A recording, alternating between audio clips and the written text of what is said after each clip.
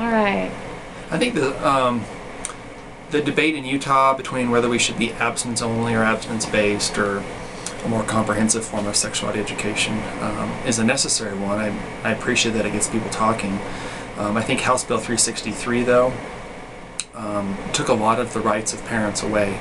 Currently in Utah, parents have the opportunity to opt their children in to sexuality education, which does include discussion of contraception.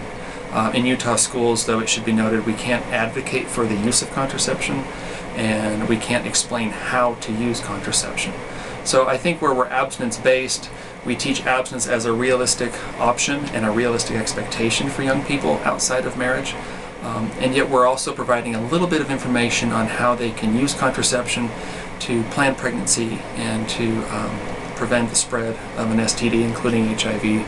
I think it's really the most responsible and culturally inclusive form of sexuality education, and I think it's the best form for Utah schools.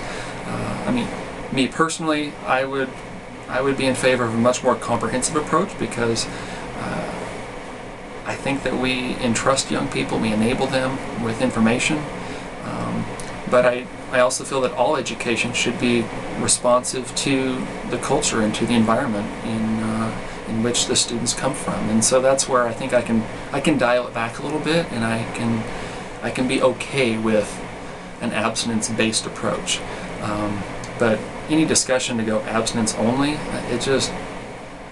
it's not based in any kind of science, any kind of evidence, that we have, and so I think to neglect that is woefully irresponsible.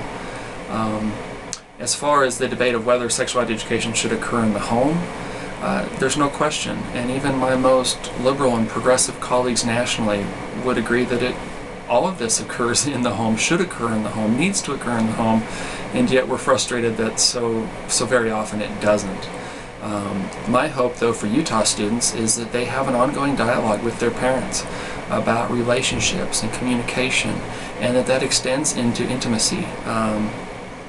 And that anything they learn, whether it's a maturation day in the 5th or 6th grade, or whether it's a health education course in the 7th or 8th or 9th and 10th grade, that those things are supplemental to what they've learned in the home. And if something's taught in the school that doesn't jive or sit well with the values that they espouse in their home, then they can filter that information and decide what is useful for them. But yeah, no one's saying we don't want this to occur in the home. That's absolutely where it belongs.